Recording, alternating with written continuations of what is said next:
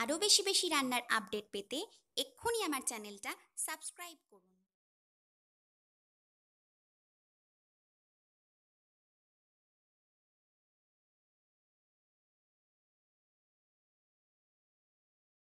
Hello friends, welcome to Chandrima's world. চন্দ্রিমাস ওয়ার্ল্ডে তোমাদের আবার স্বাগত। আজ আমি আমাদের সবার পছন্দের একটা রেসিপি নিয়ে চলে এসেছি, মোগলাই পরোটা। আমরা কে না ভালোবাসি বলো মোগলাই? এই নামটা শুনলেই কিন্তু সন্ধ্যাবেলার টিফিন আইটেম হোক কিংবা রাত্রিবেলার ডিনার, জিভে কিন্তু জল। তো বাইরে আমরা অনেকেই এটা কিনে খেয়ে থাকি, কিন্তু বাইরের পরিবেশে এগুলো খাওয়া অনেকটাই অস্বাস্থ্যকর হয়, আমরা সবাই জানি, তবুও খাই। তো সেটা যদি খুব সহজেই বাড়িতে একদম মন মতো করে বানিয়ে ফেলা যায়, তাহলে ক্ষতিটা কি? চলো রেসিপি দেখিয়ে দিই। রেসিপি দেখে ট্রাই করে কিন্তু আমাকে অবশ্যই জানিও আমার রেসিপি তোমাদের ঠিক কতটা ভালো লাগলো।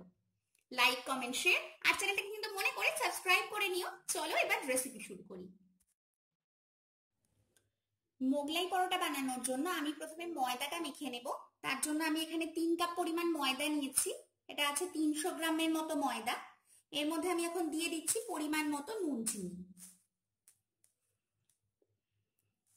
আর এর সাথে দিয়ে দেব আমি সাদা তেল। এক্ষেত্রে সাদা তেল কিন্তু একটু বেশি পরিমাণেই দিতে হবে, কারণ এর বাইরের অংশটা কিন্তু মচমচে হয়।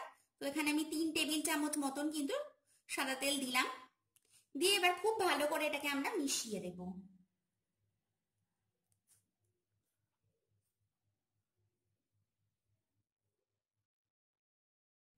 ভালো করে মিশিয়ে নিয়েছি। এবার আমরা নর্মাল জল দিয়ে এটাকে ধীরে ধীরে মাখবো। একেবারে কিন্তু বেশি জল দিয়ে দেব না, একটু একটু করে জল দেব আর এটাকে আমরা মাখতে থাকবো। তো চলো প্রথমে এটাকে আমরা মেখে নিই। 4 থেকে 5 মিনিট সময় নিয়ে এটাকে আমি খুব সুন্দরভাবে মেখে ফেলেছি। এটা খুব বেশি নরম আবার একেবারে শক্ত এরকম কিন্তু হবে না। এবার আমরা হাতে একটু সাদা তেল নেব আর নিয়ে আমরা এটার গায়ে মাখিয়ে দেব, ঠিক এরকম ভাবে, যাতে ওপরটা ড্রাই না হয়ে যায়। আর এবার একটা আমরা চাপা দিয়ে দেব। এই বক্সটার একটা ঢাকা আছে, তাই তোমাদের না থাকলে যে কোনো প্লেট দিয়ে চাপা দিয়ে এটাকে কিন্তু 8 ঘন্টার জন্য সেট হতে রেখে দিতে হবে। তো 8 ঘন্টা পর চলো আমি ফিরে আসছি। 8 ঘন্টা পর আমি ফিরে এসেছি। এটা কিন্তু খুব সুন্দরভাবে সেট হয়ে গেছে। আর আমি এটাকে জাস্ট সামান্য একটু মেখে নিয়ে এটাকে আমি লেচি করে নেব।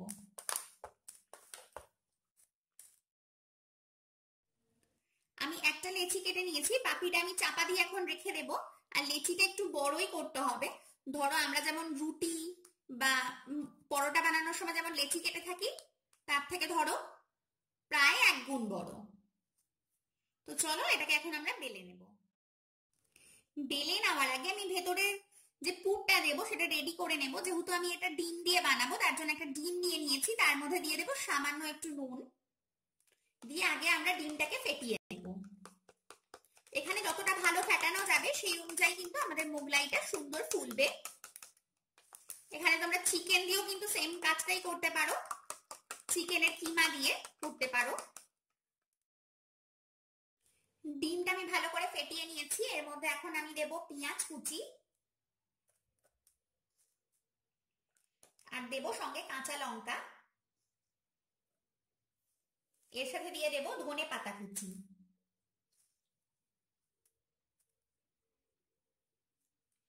দিয়ে ভালোভাবে আমরা মিশিয়ে নেব ডিমের মধ্যে।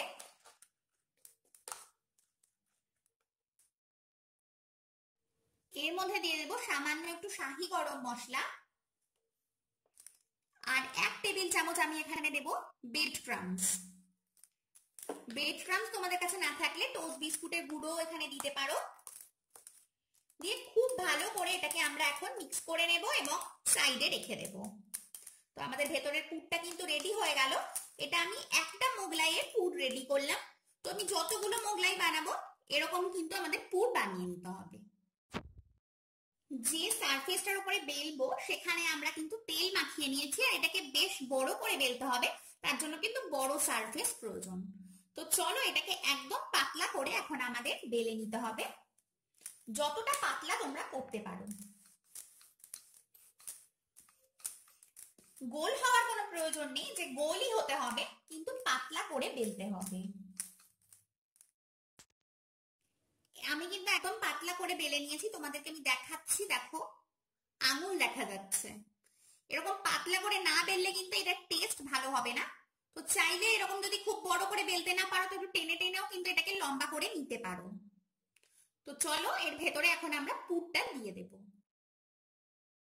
ঠিক মাঝখানটায় পুরটা দিয়ে দিচ্ছি, আর সামান্য একটু ছড়িয়ে দেব, একদম যাতে এক জায়গায় না হয়ে থাকে।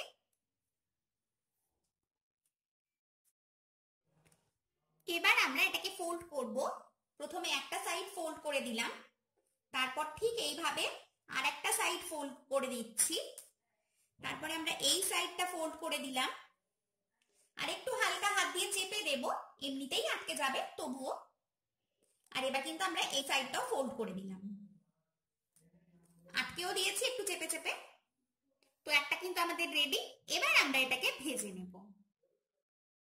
একটা পাত্রের মধ্যে আমি কিন্তু দিয়ে দিয়েছি 5 থেকে 6 টেবিল চামচ সাদা তেল। তোমরা চাইলে এটাকে ডুবো তেলেও ভাজতে পারো, কিন্তু আমি এটাকে ডুবো তেলে ভাজবো না, চাইলে ভাজতে পারো। তো তেলটাকে আমি গরম হতে দেব। তেল কিন্তু আমাদের গরম হয়ে গেছে, এবার আমি ধীরে ধীরে এটাকে ছেড়ে দেব। ঠিক যেমন দেখতে পাচ্ছ ধীরে ধীরে ছেড়ে দিয়েছি, না হলে কিন্তু গায়ের উপর তেল ছিটকে আসবে। আর তেল যেটা বাইরে রয়েছে সেই তেলটাকে আস্তে আস্তে আমরা এর উপর তুলে দিচ্ছি, যাতে ওপর দিকটাও সুন্দর ফ্রাই হয়। আর মিডিয়াম আঁচে কিন্তু এটা আমাদের ভেজে নিতে হবে। তো এটা ফ্রাই করতে কিন্তু আমাদের বেশ কিছুক্ষণ সময় লাগবে। তো 2 মিনিট প্রথমে ফ্রাই হয়ে গেলে তারপর কিন্তু আমরা উল্টো এক পিঠটা উল্টে দেব। একটা দিক কিন্তু 2 মিনিট ফ্রাই হয়ে গেছে, এবার এটাকে আমরা সাবধানে উল্টে দিচ্ছি। আবার এই পিঠটাকেও কিন্তু মিডিয়াম ফ্লেমে ভেজে নেব। আমি বারবারই বলছি গ্যাসের ফ্লেম কিন্তু বাড়িয়ে দেবে না, তাহলে কিন্তু ভেতর থেকে কাঁচা থাকবে আর বাইরের দিকটা পুড়ে যাবে। উল্টো পিঠটাও কিন্তু সেম ভাবে আমি ভেজে নিয়েছি, আর এটাও কিন্তু সুন্দর ফ্রাই হয়ে গেছে। তো চলো এখন আমরা এটাকে তুলে নিই। উল্টো পিঠটাও আমি 2-3 মিনিট ফ্রাই করে নিয়েছি, বাইরের দিকটা বেশ সুন্দর মুচমুচে হয়েছে। তো চলো এটাকে তুলে নিচ্ছি এবং প্লেটে সার্ভ করে দিচ্ছি। দেখো আমি প্লেটে তুলে কিন্তু সার্ভ করে দিয়েছি স্যালাড আর সসের সাথে। এটা তোমরা দোকানের মতো করতে চাইলে আলুর তরকারি দিয়েও খেতে পারো, বা চিকেন কষা, যেটা তোমরা প্রেফার করবে সেটাই বানাতে পারো। তো দেখেই নিলে কত সহজে বাড়িতেই কিন্তু একদম দোকানের মতো মোগলাই পরোটা বানানো যায়। তো প্লিজ রেসিপিটা ট্রাই করো, আর আমাকে জানিও আমার রেসিপি তোমাদের ঠিক কেমন লাগলো। ভালো লাগলে লাইক, কমেন্ট, শেয়ার, আর অবশ্যই কিন্তু চ্যানেলটাকে মনে করে সাবস্ক্রাইব করে নিও। চলো আজকের জন্য আসি, আবার দেখা হবে অন্য কোনো রেসিপি নিয়ে। ততক্ষণের জন্য সবাই খুব ভালো থেকো, সুস্থ থেকো, টাটা।